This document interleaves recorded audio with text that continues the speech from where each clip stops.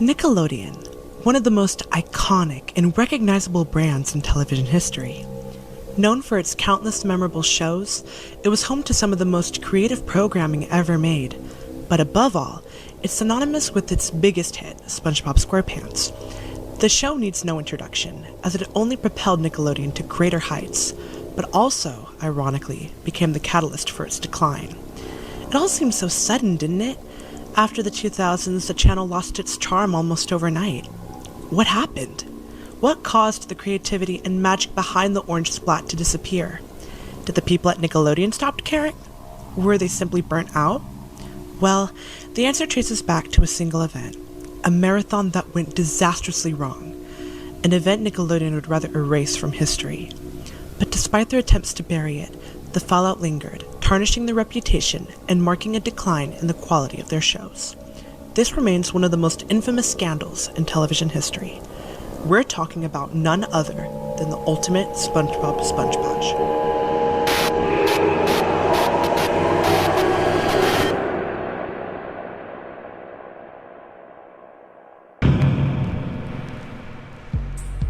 On July 17th, Nickelodeon hosted a special event to celebrate the 10th anniversary of SpongeBob SquarePants.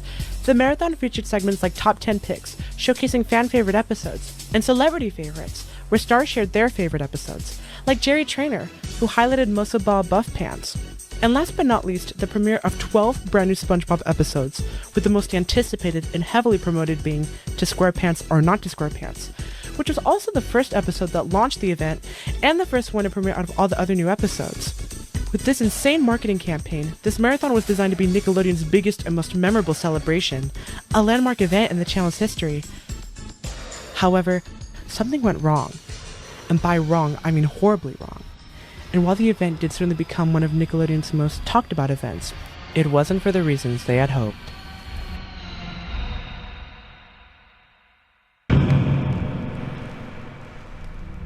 Something deeply troubling was happening behind the scenes at the animation studio. As SpongeBob SquarePants skyrocketed in popularity ever since the early 2000s, the studio became consumed by an insatiable hunger for profit, profits that had to be made quickly, no matter the cost. And the ones who paid the price were the hardworking animators and staff. With SpongeBob's growing fame came swelling egos and unchecked arrogance among studio executives. By 2009, as the marathon approached, the relentless demand for more SpongeBob content translated into increasingly harsh working conditions. The atmosphere in the studio allegedly became unbearable. Employees described an environment where management was dismissive, deadlines that were just ridiculous, and staff that were overworked to the brink of exhaustion. The mental toll was immense, and the stress seeped into every frame of animation, part of the reason why the show's quality noticeably declined during this era. But this unsustainable cycle wouldn't and couldn't last forever. Enter Armand Raphael Ramsey. Armand joined Nickelodeon around 2003, and at first he was welcomed warmly by the staff and colleagues who would later become his friends. But as the years went by, the worsening attitude and toxic environment within the studio began to take a heavy toll on him. The relentless stress, the impossible deadlines, and the blatant disregard for the well-being of employees started to wear Armand down. His personality began to deteriorate. He became bitter, often wishing the worst for those around him, without even realizing what he was saying. Sleepless nights became the norm, and the overwhelming pressure even led to hallucinations. He could no longer endure it. The stress, the abuse, and the suffocating mantra of "more SpongeBob" echoing through every corner of the studio. To Armand, every employee had been reduced to nothing more than lifeless tools. Machines programmed to churn out profit, their voices silenced, their struggles ignored. Armand made a decision. Enough was enough. Together with a group of trusted friends he had met at the studio, Armand devised a plan for revenge. They knew the ultimate SpongeBob Sponge Bash would attract millions of eyes to Nickelodeon, making it the perfect stage for their message. Their goal was clear: sabotage the marathon and expose the harsh reality behind the cheerful facade of the channel. They were determined to show the true face of Nickelodeon, no matter the consequences, for the whole world to see.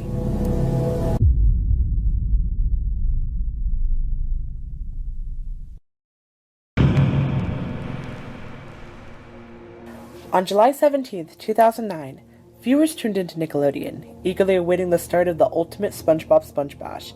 Across forums and chat rooms, multiple Nickelodeon and SpongeBob fans gathered to share their excitement and expectations for what promised to be a historic marathon. But as the anticipation built, some viewers began to notice something odd.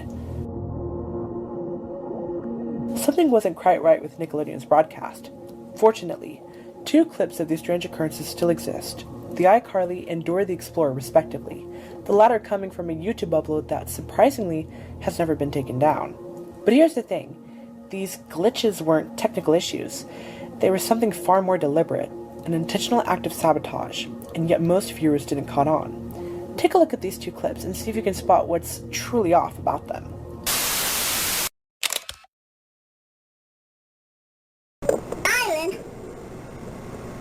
On the boat. Una moneda, por favor. Por favor.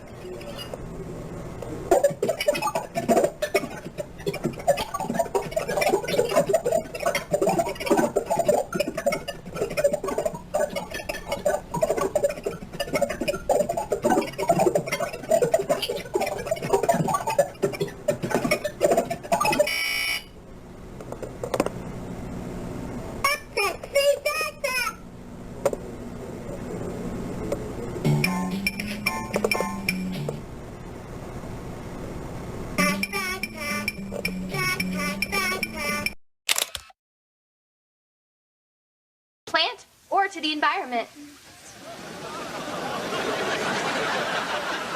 Is that supposed to happen? No.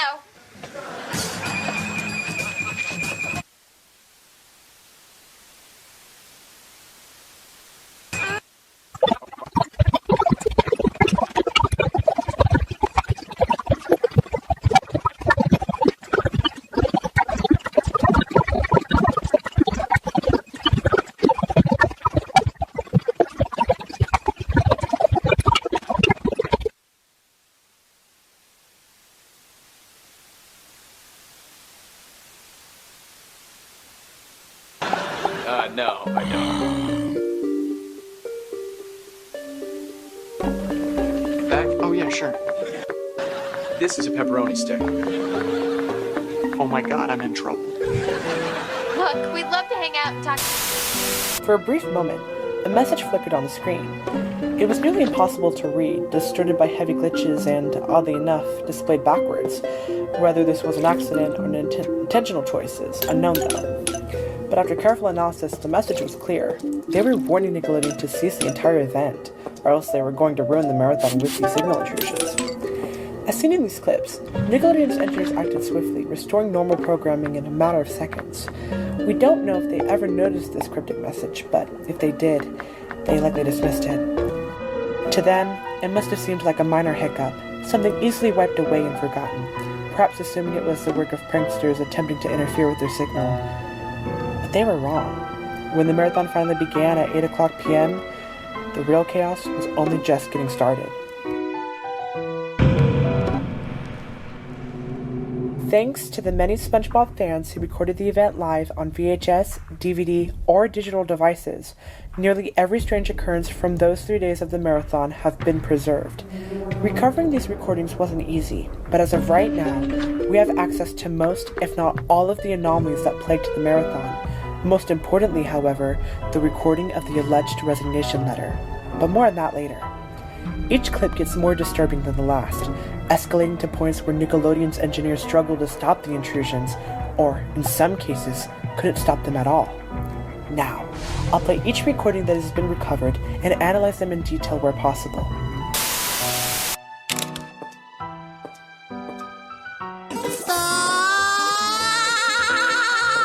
I see you even brought your duck. Yep, it's street fun. Don't you mean...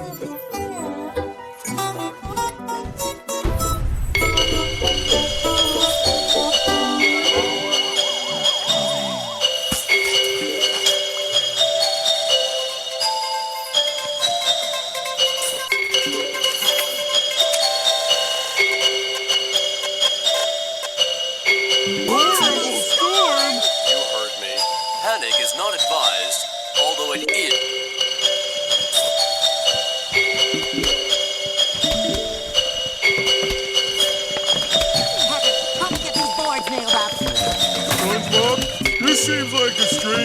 to start decorating?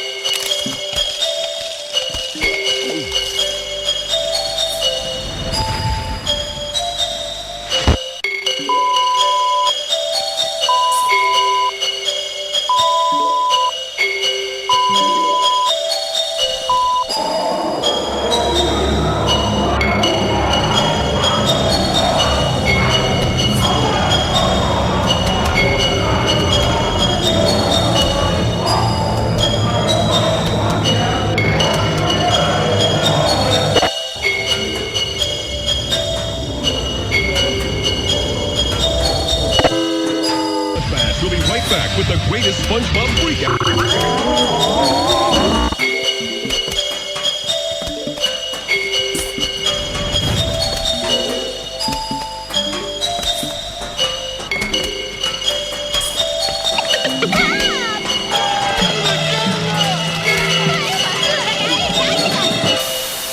Things began to escalate noticeably with these two clips.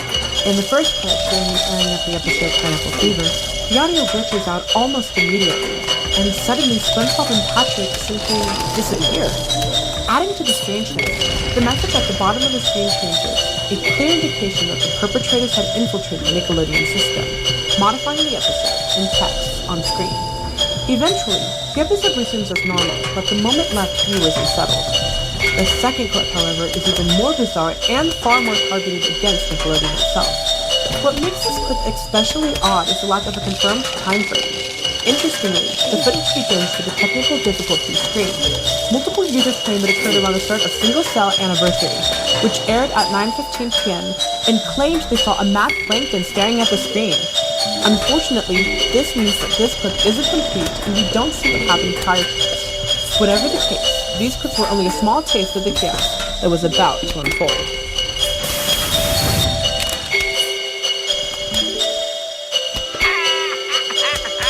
What's this? Mistake? Full-time French fries.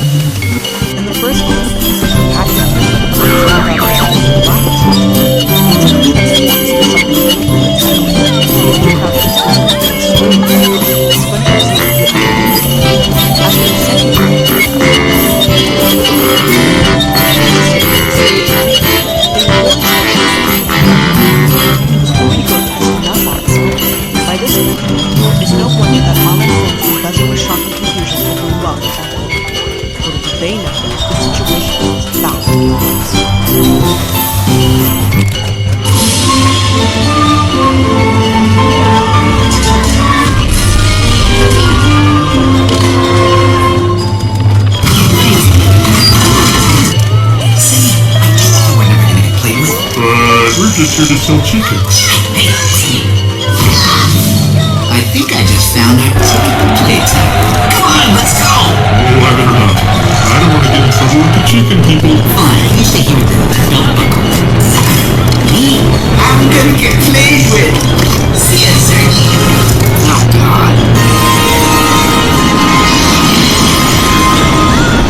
I love playtime. It's a little unsanitary, but Playtime's the best. Hi, everybody! We're home! Hey, welcome back! How's poultry pie? Ooh, that smells like chicken fingers. La gripe que está pegando todo el mundo. I'm Buzz Lightyear, and come in peace. What happened to Buzz? He's just the plastic in the ball pit. Name shrink. Yeah, that's right, Tex. Say, when's the playtime starter in here? All right, where's the real Buzz?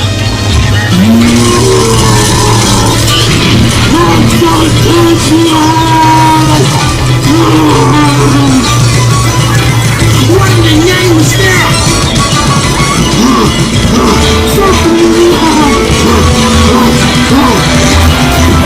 and the second foot.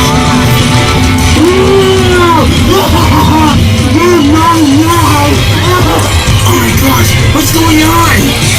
It's Mr.